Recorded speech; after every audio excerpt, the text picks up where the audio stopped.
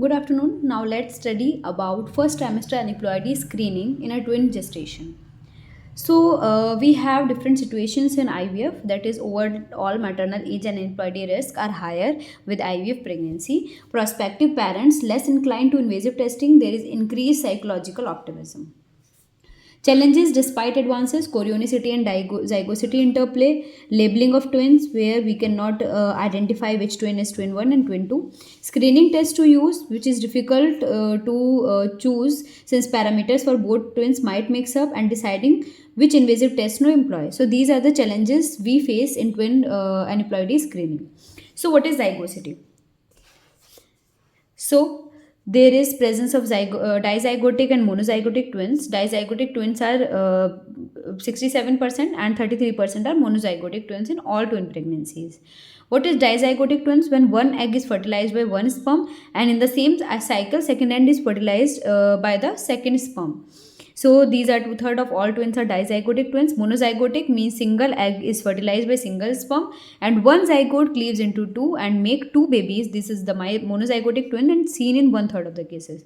So dizygous twin, dizygous means both zygotes are different, taken from different eggs and different sperms. After fertilization forms two embryos, and in this condition one egg and one sperm forms one embryo which is divided into two and makes monozygotic twins. So this is zygosity. What is chorionicity? This is the placental sharing.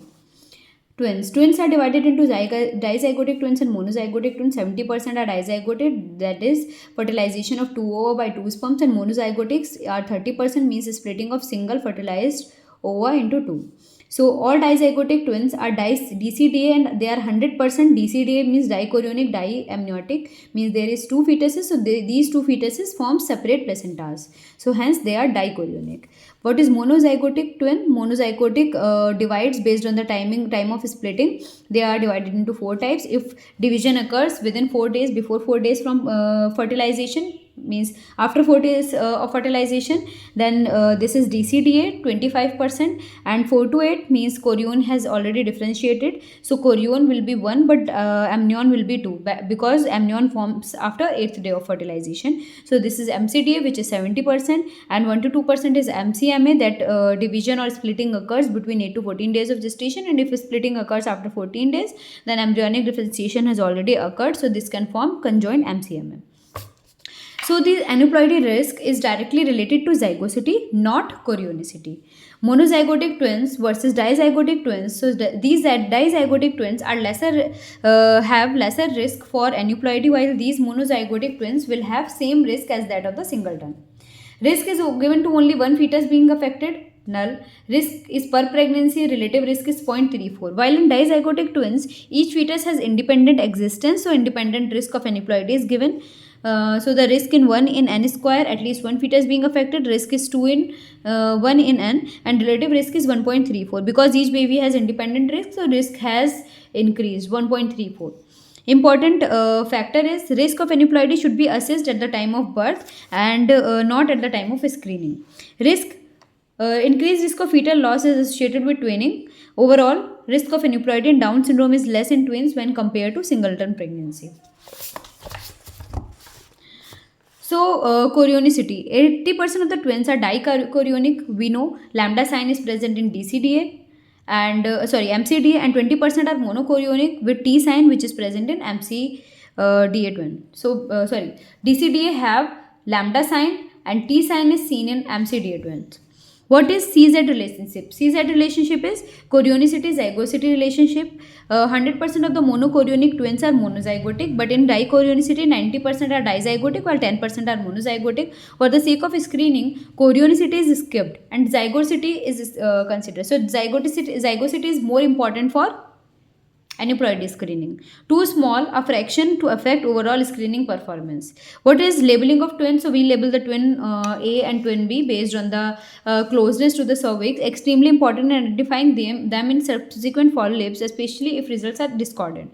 Twins are labeled based on the sac that is lying close to the cervix as A and the sac lying away from the cervix as sac B. So this sac is lying close to the cervix, so this is given A and B. This is seen only 10% cases, and most of the cases this is the pattern. So you can see that this twin this twin A is lying close to the cervix, its bag is sac is lying close to the cervix, so this is twin A and this is twin B. Even if head is more close to the cervix, we take the sac. So this is seen in 90% of the cases. Now coming to a screening test. In first trimester, we can do nuchal translucency. Nuchal translucency distribution is similar to singletons, and the prevalence of increased nuchal translucency is higher in monochorionic than in DC or dichorionic twins. But the risk of Down syndrome is not higher. Enlarged NT may instead of Down syndrome, enlarged nuchal thickness may instead indicate heart defects, malformation, twin-to-twin transfusion syndrome, and early placental fluid imbalance. Important to consider to avoid these unnecessary invasiveness. So what is the role of nuchal translucency in monochorionic and dichorionic twin? In monochorionic twin, both fetuses are made after splitting. So each fetus has the same risk, and overall risk is same as singleton. Anti-measurement is averaged after measuring the nuchal thickness of both the twins, and average is taken, and single risk estimated for pregnancy using published anti-values for singletons. Finally, one risk is given pertaining to the pregnancy and not the fetus or the monochorionic twins. In dichorionic twins, twins are assumed to be dizygotic. Each fetus is considered separately and fetal specific risk is given. Then if nuchal translucency is used along with maternal age, then detection rate is around 75%. It is comparable to singletons. In fetal nuchal translucency combined with maternal age is acceptable first trimester screening test for aneuploidy in twin pregnancy. There are additional ultrasound markers also. Just like nasal bone is difficult to assess. Sensitivity for aneuploidy is poor, hence it can be used, but it is not used. Then there is DVTR. DVTR is ductus venosus and tricuspid regurgitation, the markers that involve evaluation of fetal circulation. And in dichorionic twins, similar to singletons, monochorionic twins, separate risk is given, and if present, then vascular imbalances or congenital heart disease may be present, because in monochorionic twin there is shared placenta and there is shared circulation, so problem can arise. Then what is the role of combined test? Combined test means maternal biodemographic parameters like maternal age, ultrasound features, and certain blood tests. So what are blood tests that can be used? Firstly, unlike ultrasound marker, the serum markers necessarily relate to the entire pregnancy. Means if serum markers are higher, so in even if the babies are normal, that is in twin pregnancy the levels are slightly higher than singleton, so the references can be marked. Means if one baby is normal, so it is releasing normal levels. One baby is abnormal, it is releasing reduced levels. Then this can be masked by a normal twin. Third, the role of zygosity and chorionicity in the interpretation of values. Hence, serum markers are not reliable.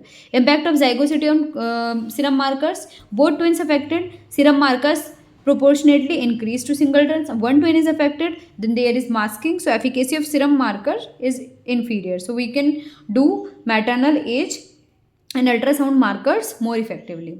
Then there is one study, Wald et al. 2005, a study has been conducted which showed that if NT and age alone is used, then the detection rate is 73%. If blood tests are also added, then only in monochorionic twin the detection rate has increased to 84%, means around 10% detection rate has been increased. But it has no role in dichorionic twins, because the rates are similar with age and NT alone, and combined test also around 68% and 70%, which is similar. So only in monochorionic pregnancies combined test offer better results.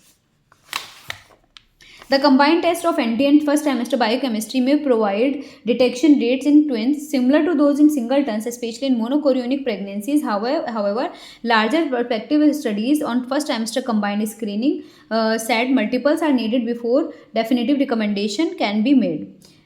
Nowadays, it seems that the best first trimester screening test available for twin pregnancy is nuchal translucency and